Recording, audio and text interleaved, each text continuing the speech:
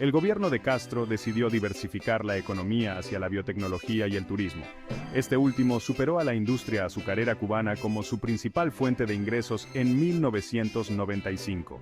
La llegada de miles de turistas mexicanos y españoles hizo que un número cada vez mayor de cubanos recurrieran a la prostitución. Aunque oficialmente ilegal, Castro se abstuvo de tomar medidas enérgicas contra la prostitución en Cuba por temor a una reacción política.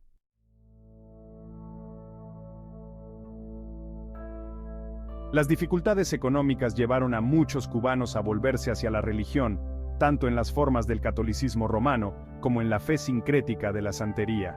Aunque durante mucho tiempo había considerado que las creencias religiosas estaban atrasadas, Castro suavizó su actitud hacia la iglesia y las instituciones religiosas. Reconoció el consuelo psicológico que podían brindar, y a las personas religiosas se les permitió por primera vez unirse al Partido Comunista.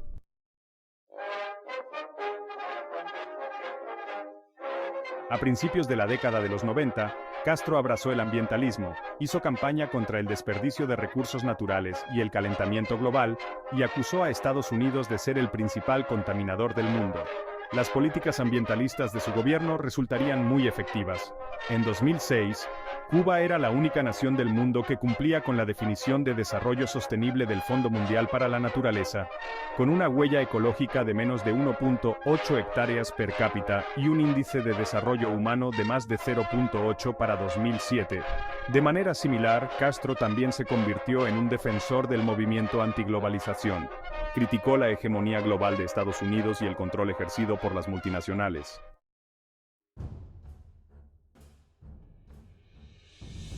Castro también mantuvo sus devotas creencias contra el apartheid, y en las celebraciones del 26 de julio de 1991, se le unió en el escenario el activista político sudafricano Nelson Mandela, recientemente liberado de prisión. Mandela elogió la participación de Cuba en la lucha contra Sudáfrica en Angola y agradeció personalmente a Castro. Más tarde asistiría a la toma de posesión de Mandela como presidente de Sudáfrica en 1994. En 2001 asistió a la Conferencia contra el Racismo en Sudáfrica, en la que dio una conferencia sobre la difusión mundial de los estereotipos raciales a través del cine estadounidense.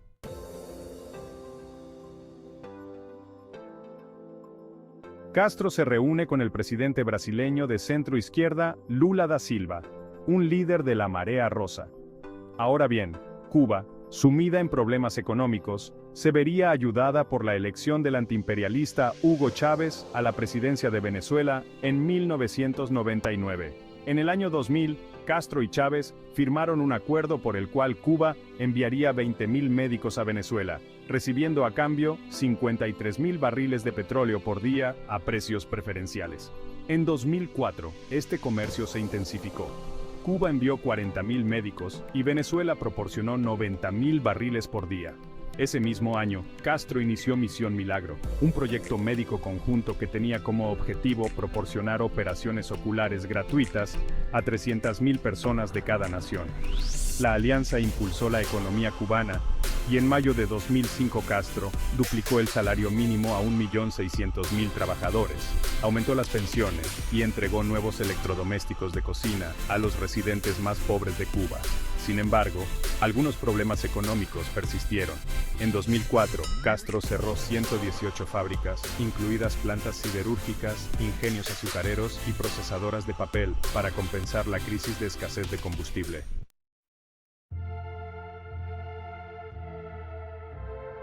Evo Morales de Bolivia lo describió como el abuelo de todos los revolucionarios latinoamericanos. En contraste con las mejores relaciones entre Cuba y varios estados latinoamericanos de izquierda, en 2004 rompió relaciones diplomáticas con Panamá después de que la presidenta centrista Mireya Moscoso perdonara a 4 exiliados cubanos, acusados de intentar asesinar a Castro en el año 2000.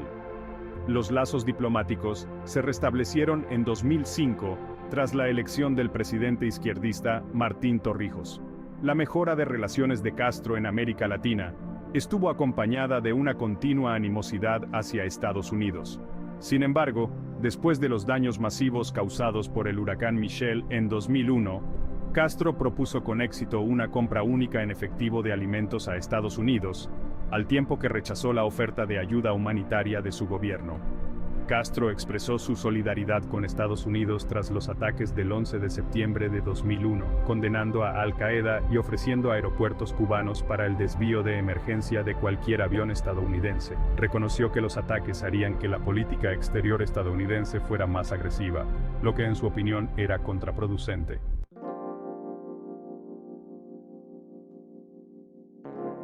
En una cumbre de 16 países caribeños en 1998, Castro llamó a la unidad regional, diciendo que solo una cooperación fortalecida entre los países caribeños evitaría su dominio por parte de las naciones ricas en una economía global. Los gobiernos de las naciones caribeñas respaldaron a Cuba mientras acusaban a Estados Unidos de romper promesas comerciales. Castro, un paria regional hasta hacía no tanto, fue aumentando las subvenciones y becas a los países del Caribe, mientras que la ayuda estadounidense a esos países cayó un 25% entre 1993 y 1998. Cuba ha abierto 4 embajadas adicionales en la Comunidad del Caribe, entre ellas Antigua y Barbuda, Dominica, Surinam y San Vicente y las Granadinas. Este hecho convierte a Cuba en el único país que tiene embajadas en todos los países independientes de la Comunidad del Caribe. Se sabía que Castro era amigo del ex primer ministro canadiense Pierre Trudeau y fue portador honorario del féretro en el funeral de Trudeau en octubre de 2000. Habían continuado su amistad después de que Trudeau dejara el cargo hasta su muerte. Canadá se convirtió en uno de los primeros aliados de Estados Unidos en comerciar abiertamente con Cuba. Cuba todavía tiene una buena relación con Canadá.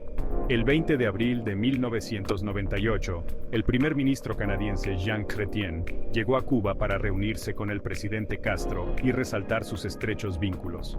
En 2003 estalla una ola de arrestos a disidentes conocida como la Primavera Negra de Cuba.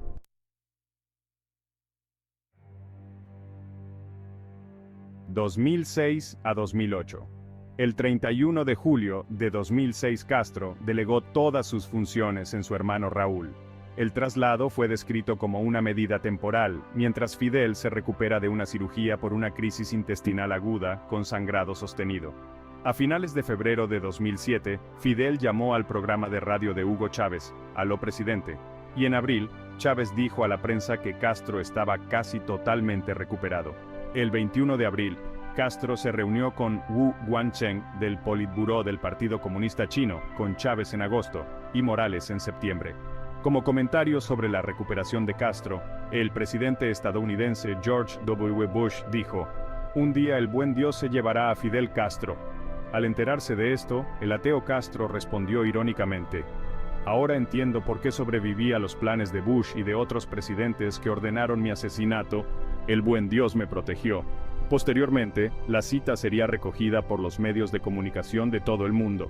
En carta fechada el 18 de febrero de 2008, Castro anunció que no aceptaría los cargos de presidente, afirmando que su salud fue el principal motivo de su decisión, señalando que traicionaría mi conciencia, asumir una responsabilidad que requiere movilidad y dedicación total, y que no estoy en condiciones físicas de ofrecer.